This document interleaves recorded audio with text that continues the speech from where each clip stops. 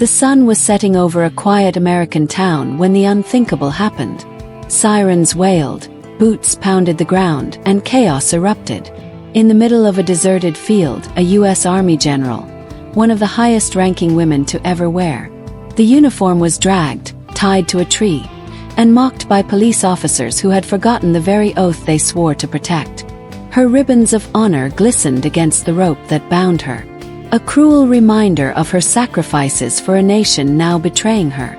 Her lips trembled, not out of fear for herself, but out of fury, because she knew one call from her voice could awaken an entire military machine. A storm of power and justice that would descend upon those who dared to humiliate her. And when that call was finally made, nothing would ever be the same again. The evening sky burned red with the last traces of sunlight, a haunting silence lingering in the air, as though the world itself sensed a storm was about to break. Suddenly, the screech of police tires tore through the stillness. Doors flung open, and a group of officers in uniform stormed into the deserted field with arrogance dripping from their faces. Dragged between them was a woman unlike any other, an American general, one of the few women in history to rise to such rank. A living hero who had dedicated her life to the defense of her country. Her medals and ribbons shimmered against her uniform, each one carrying the weight of sacrifice, blood, and unshackable loyalty. But those glimmers of honor were bound by coarse ropes as the officers shoved her against a tree and tied her tighter. With every pull, laughing as though humiliating her proved their power. "So this is your mighty general. Look at her now," one of them sneered. But the woman's eyes did not reflect fear. Instead, a quiet fire blazed within them. The fire of someone who had stared death in the face and never flinched. Her hands trembled not from terror but from fury and from resolve. With one discreet motion, she pressed a hidden device strapped beneath her sleeve, sending out a signal, a silent call that rippled through encrypted channels, racing across satellites to the very heart of the military machine she once commanded. The wind seemed to pause. The earth seemed to listen, as though the universe itself recognized the moment history would turn.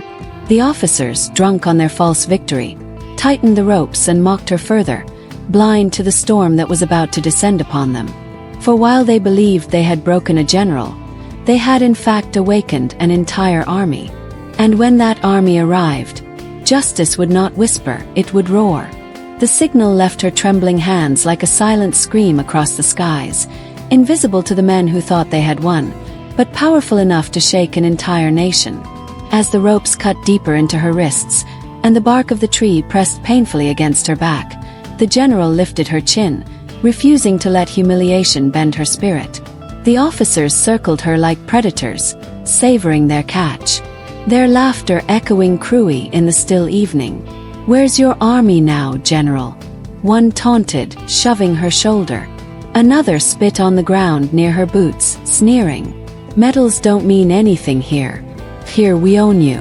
They didn't realize that every word they hurled at her, every insult was fuel for the storm building inside her chest. The general's mind raced back to the battlefield. Memories of comrades who had fallen, of soldiers who had trusted her. Command of nights spent in deserts and jungles where she had never given up, no matter how impossible the odds. Tonight was no different. She wasn't just a woman tied to a tree. She was a soldier, a leader, a warrior. And warriors never surrendered that far away. In military command centers lit with glowing monitors, alarms suddenly flared. A secure line blinked red. Analysts scrambled as encrypted coordinates appeared on screens. General Avery's distress beacon. One shouted, and within seconds, voices overlapped, orders barked, boots thundered across hangar floors. Helicopter blades began to churn the night air while armored convoys roared to life. Their engines growling like beasts awakened. "Mobilize. Delta teams mobilize, armor units lock on her coordinates." Commander thundered. Across the country, soldiers who had once served under her command clenched their fists, fury blazing in their eyes. They remembered her voice on the battlefield, her courage in the darkest nights, the way she had never abandoned them.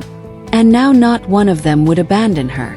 Back in the field, the officers grew bolder, dragging dirt across her uniform, tugging her medals, mocking the symbols of valor they would never earn.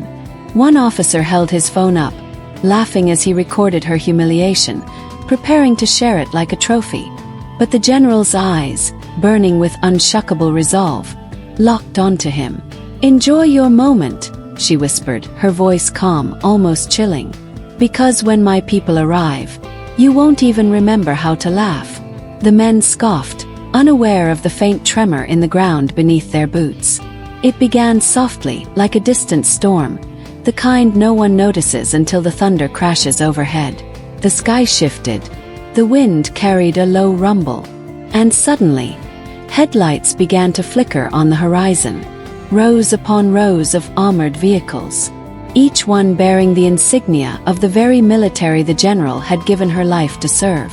The first helicopters cut across the twilight sky, their rotors slicing the silence with a roar that made the officers' grins falter. The sound grew louder, closer, until the field that had been their playground of cruelty became a war zone of fear. The general closed her eyes for a brief second, a tear slipping down her cheek, not of pain but of vindication. Her call had been heard. Her army was coming.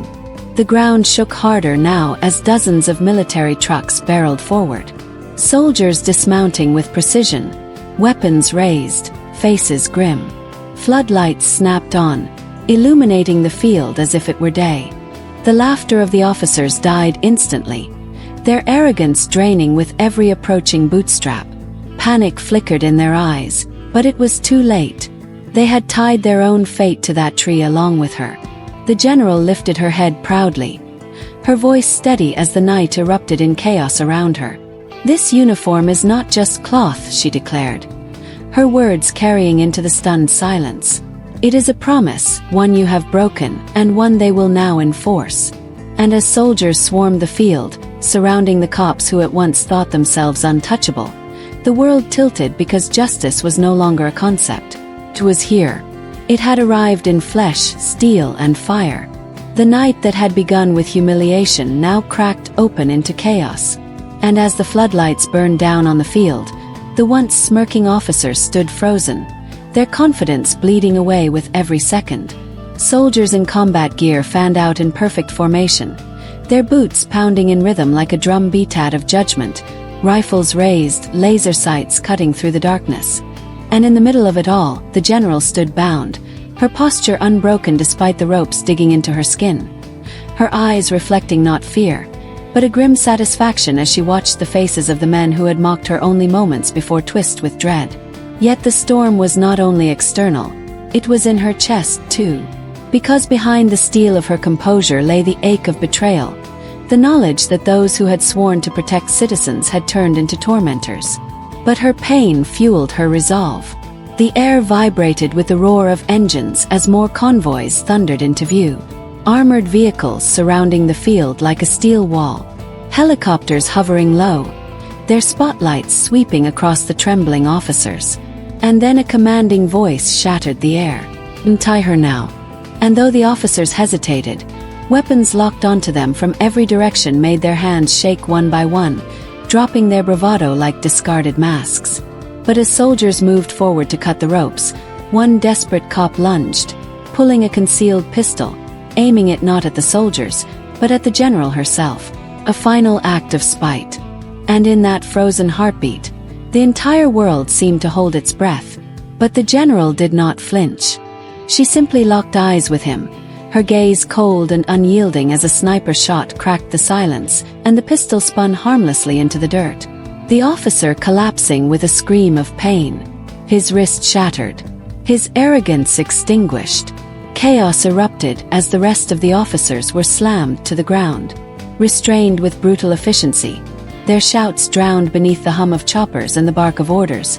And as the ropes fell from her wrists, the general staggered forward, rubbing the raw marks on her skin. And though every soldier's eyes burned with fury on her behalf, she raised her hand, signaling silence. She wanted to speak, to make this moment echo far beyond the field, her voice carrying like thunder. "They thought they could bind me, humiliate me, strip me of my dignity. But they forgot something. I am not one woman. I am an army. I am every soldier who ever bled for this flag, every family who ever sacrificed, every life that was given for freedom. And tonight justice is not mine alone. It is ours." The soldiers roared in unison, a sound so deafening it rattled the ground beneath them, a sound that made the captured officers shrink further into the dirt. Because in that roar was not only victory but judgment, a reminder that while ropes had bound her body, they had never bound her spirit. And now that spirit had returned, magnified 1,000-fold in the form of steel, discipline, and unstoppable force that had answered her call. The field was no longer just a place of humiliation. It had become a stage where the balance of power had shifted forever. The once confident police officers now forced to their knees in the dirt, their hands bound as the soldiers stood over them in silent judgment, the weight of discipline and honor pressing down harder than any rope could. And at the center of it all stood the general, her uniform torn and dust-stained, but her bearing unshaken, her chin raised with a kind of pride that even cruelty could not break, her voice carrying above the whir of helicopters and the growl of engines. "You thought ropes could strip me of my dignity, but dignity is not yours to give or take. It is mine forged in sacrifice, and tonight you will learn the meaning of true power." Her words struck like lightning, igniting the fury already smoldering in her soldiers' hearts. A fury born not of revenge but of loyalty, of every memory of standing beside her in deserts, in jungles, on battlefields where she had led them through fire and blood, never faltering, never abandoning them. And now they stood for her as she had always stood for them. The officers trembled as floodlights locked onto their faces, their arrogance shattered under the weight of exposure. Because this moment was no longer private drones above broadcasted the scene to command centers and homes across the nation. Millions of Americans and Britons watching in silence as their general rose from ropes into resilience. Her bruised wrists lifted high like proof that the spirit of a soldier could not be bound. Veterans watching from living rooms saluted through tears. Children whispered in awe, and citizens who had lost faith in justice felt a spark reignite because they were witnessing more than a rescue. They were witnessing a resurrection of honor. The general stepped closer to the captured officers, her eyes cold, her tone steady. "You were the badge of law, but you broke it. You used power not to protect but to destroy. And now the whole world will see you for what you are." Around her soldiers closed ranks, their boots striking the ground in thunderous rhythm, their unified roar swelling into the night, drowning out the cries of the disgraced men. The general did not smile. She did not boast. She simply stood tall, letting the echo of her soldiers' voices carry the truth. Ropes may bind a body, but they cannot chain a spirit.